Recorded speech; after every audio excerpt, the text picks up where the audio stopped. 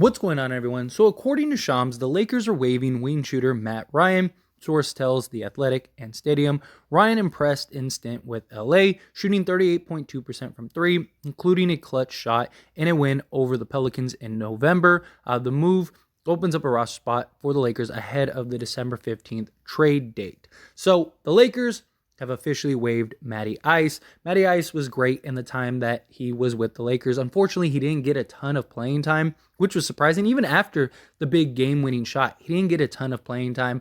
I think he was just kind of like a fill-in. I do. I think it was just like, hey, let's kind of see what we could do here. Like, what are our other options? But hopefully, this means that the Lakers have something in mind, have a move in mind, right? Because if you're going to waive Matt Ryan, why until you already have something worked out? Because why would you need that open roster spot if you didn't have everything already worked out? And like, what if between now and then you have, a need for Matt Ryan? Maybe there's another game where you need a guy to come in and hit a clutch three to win that game.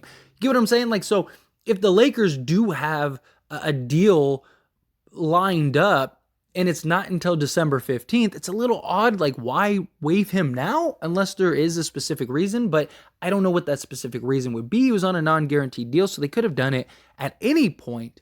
Now, I don't necessarily think that this means like, oh, the Lakers are going to make a deal in a trade now, like right this second. And maybe tomorrow we wake up. Maybe they do, but I don't necessarily think that. I think, like Sham said, it waives them to open up a roster spot for the 15th.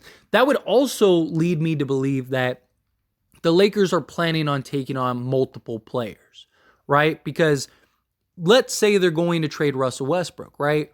Then you would likely get back at least two players. So you would need an open roster spot, right? Or even if you trade, say, Patrick Beverley and Kendrick Nunn, if you were trading those two, are you getting back two or three guys? Maybe. I don't know. I don't know what, unless they're trading Pat Bev straight up for like one guy or two guys. Maybe they're working something like that out where it's like Pat Bev for two like mid-tier guys. I don't know. I don't know necessarily why they had to waive Matt Ryan unless they have a multiple players for, one or two. Like they have a 4-for-2 type swap where it's like, okay, we need an open roster spot. We need an extra spot, unless it's something like that where you're trading two players for three or you're trading three for four or whatever, you don't really need that open roster spot. So again, hopefully they have something lined up. Now, obviously, Matt Ryan hit a huge game-tying shot that led us to a win against the Pelicans in overtime. Who knows what would happen if we didn't have Matt Ryan, right? Like, would somebody else have hit that shot? What would happen? But regardless, he did have his moment, and I do think he's going to get picked up by somebody. I mean, he was really good in the time he was in. Kind of lost out there defensively at times, which could be an issue, but he's still young enough to where I think he could get a proper chance. He was kind of streaky for the Lakers, but I think it was also the position that he was put in at times. Like, they needed him to be like lights out. They needed him to basically be like, Buddy Hield essentially 2.0. And they just wanted him to shoot every opportunity he had rather than kind of drawing up plays and setting him up. But I could see him getting work in somewhere else. I think he'll get other opportunities with other teams. At least I hope so. I liked what we saw from him. He's got some confidence. He is a solid shooter, obviously. He's not afraid of the moment, obviously, because he, hit a big shot for us. It's a little odd, though, the timing, in my opinion, right? He even played tonight, if I'm not mistaken, right? Didn't he play garbage minutes towards the end? So I find that a little fascinating, right? Like, I don't know, maybe it's just me, but I just think the timing of it seems a little odd. But maybe they have an actual purpose. Like, that's what I keep falling back to is like, maybe they have, Matt Ryan played 2 minutes. So, but maybe they have like a purpose and some reason as to why they waived him. The only thing I could think of is they have a deal where they're going to take back more than they're sending out. Because again, why else would you need to waive somebody? Why would you need to waive Matt Ryan unless you had a reason to?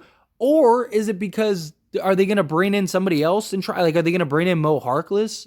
Somebody like that, or like Hassan Whiteside or something? I'm not saying that they will, but maybe that's it. Maybe that's their plan.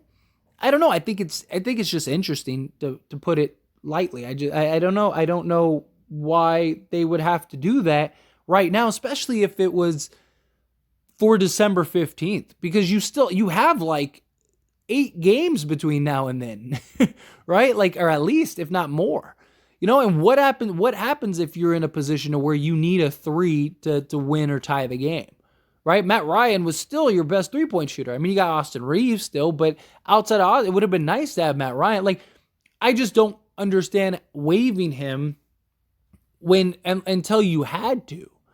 Like, why not wait till the last minute to waive him? Why not wait until you're in a position where it's like, okay, well, we're going to do the deal tomorrow. Let's get rid of Matt Ryan, right? We got to waive Matt Ryan to go do this deal. Then I don't understand that, because like my concern is just the Lakers needing him at some point, and you just don't have him on the team, and it's like, man, you could have had Matt Ryan, because I imagine whoever the Lakers trade for is going to be a key piece, but also maybe that's how they're looking at it, is like, hey, we're not going to have Matt Ryan then, so why do we need him now? We should kind of just be in a position to not rely on him, but I don't know. It also depends on what player you get in return, or what players you get in return. My thinking is that, yeah, they're getting multiple players back. They're going to get several players back. It's the only thing that makes sense, that they have something worked out, which I wouldn't be surprised. I just thought the December 15th thing was a little strange. Like, why? Like, what's the point? Why did you move it to December 15th? I understand that you have you have more flexibility, and more players open from other teams, but most of the players that are linked to the Lakers right now are all players that you could trade for right now, outside of like a couple that haven't been like heavily, like everyone on the Spurs you could trade for right now. Everyone on like the Hornets you could trade for right now, right? Like the only ones that I can think of is like I said, Bojan Bogdanovic maybe, because he's supposedly can't be traded till the 15th of December. So maybe that is what it is, but I don't know. It's just, it is just really, it's strange to me that they, like, you could do those trades at any time, unless, they already have an idea of like, okay, we've already worked it out with this team.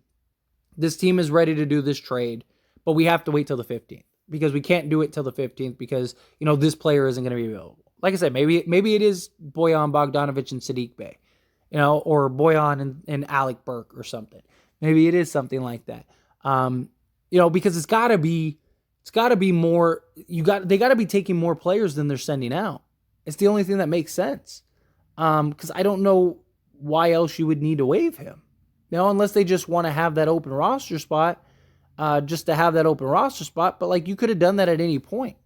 Again, like, you can waive him at any point. He's in a non-guaranteed contract. So I don't know. It's interesting. But anyway, as always, this is a discussion, so I want to hear from you. Let me know your thoughts and opinions down in the comments below. What did you think of this? Shocking? Is this like, wow, like what? Like, came out of left field? I mean, I think it is. To me personally, it is a little surprising. I mean, he just played, like, literally. Like, he played, and as soon as the game ended, you get this report. Like, that to me is pretty interesting. It's pretty shocking. Do you think that there's a purpose? Do you think like the Lakers? Yeah, no, the Lakers probably have something lined up. They have something that they know of. I mean, I've always said that I think the Lakers know a lot of things that we don't. I'm sure Rob Pelinka's done it. It's one thing. Look, we're not in the rooms. We're not on the phone calls. We don't know what is going on. We don't know what's going on behind the scenes. We only know what gets leaked and what gets put out there, and what reporters put out. And how much of that is true and what isn't. So I don't know. Hopefully they have something worked out. Hopefully they have something lined up. I would hope and imagine that they do.